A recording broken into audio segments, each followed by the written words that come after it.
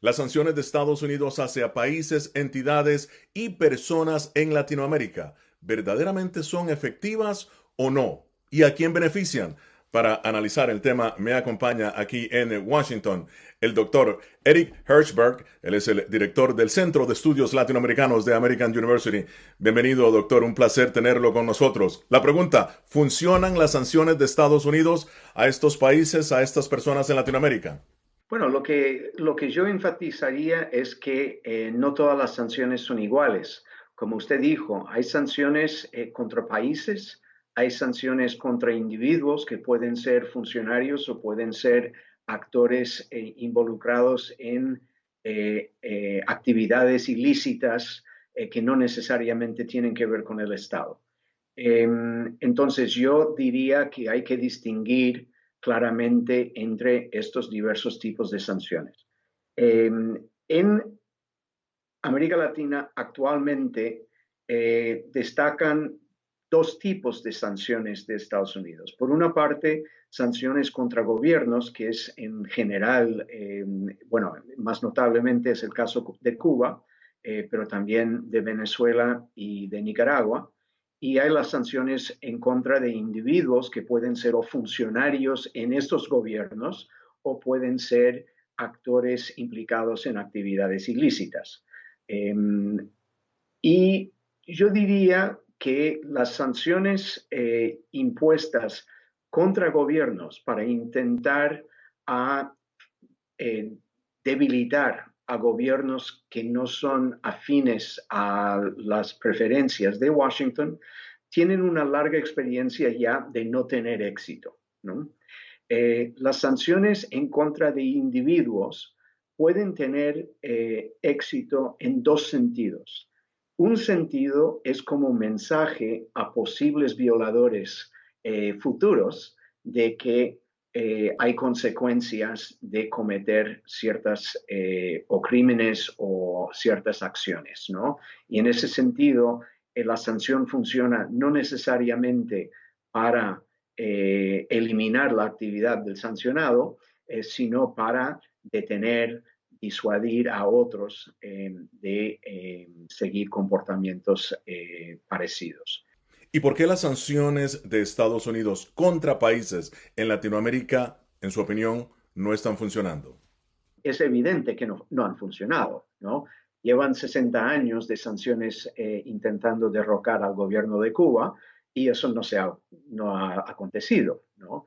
En ese sentido, 60 años nos da una base empírico para llegar a conclusiones sobre la eficacia de las sanciones para intentar cambiar un gobierno.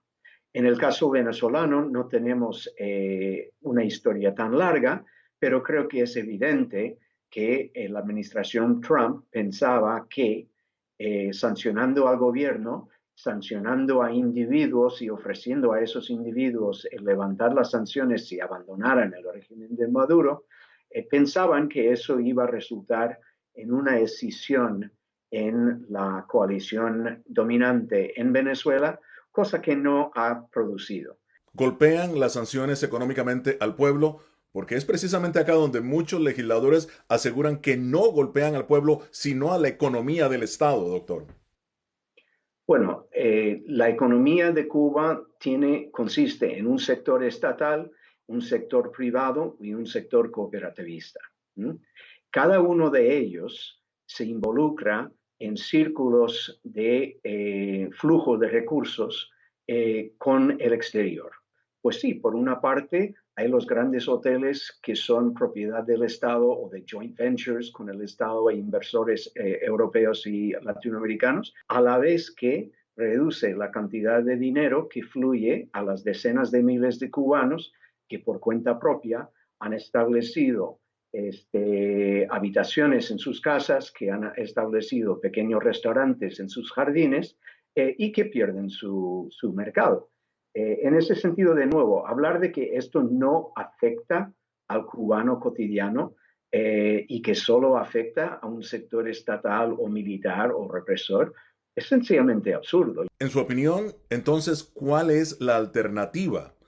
Por una parte, yo creo que lo que hay que hacer es reconocer que hay un gobierno en Cuba, les gusta o no.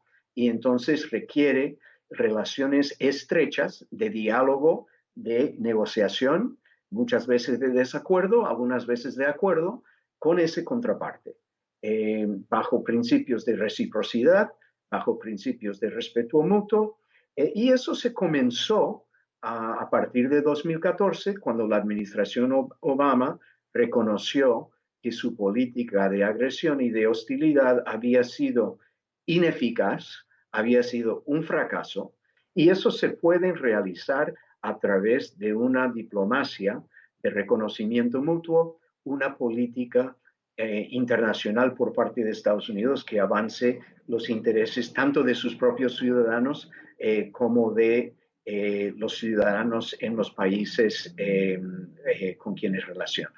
Sobre el tema de Venezuela, veamos lo que recientemente se habló en la Casa Blanca. ¿Estaría este gobierno dispuesto a distender sanciones contra Nicolás Maduro como un gesto del deseo de gestar y facilitar el diálogo con Juan Guaidó? I've not been given any indication that's in the works, but pero obviously we obviamente continue to seguimos consider considerando una serie de pasos con, ya sabes, nuestras relaciones globales en todo el mundo, incluida around the Venezuela. world, including Venezuela. ¿Tiene la administración alguna razón para creer que Maduro es serio sobre la negociación de su propia salida?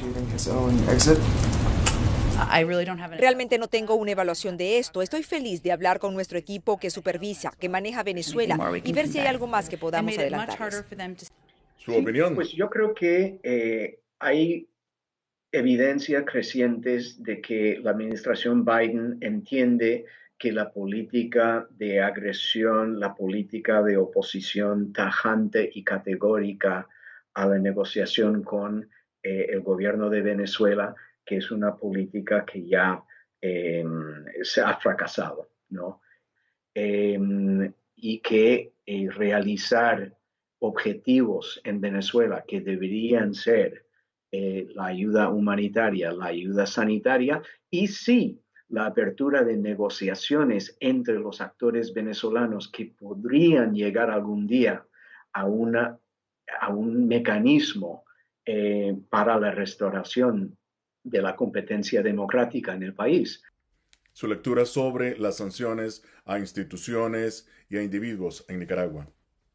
¿Qué estamos viendo? ¿Estamos viendo un aflojamiento del gobierno de Ortega? No, al contrario. Estamos viendo un endurecimiento de sus posturas, estamos viendo una creciente agresividad en contra de cualquier fuerzas opositoras, estamos viendo niveles de represión cada vez más creciente, así que parece que el endurecimiento de las sanciones no está llegando a algún tipo de rendición por parte del enemigo. Doctor Eric Hertzberg, director del Centro de Estudios Latinoamericanos de American University. Muchísimas gracias por haber estado en Foro de la Voz de América.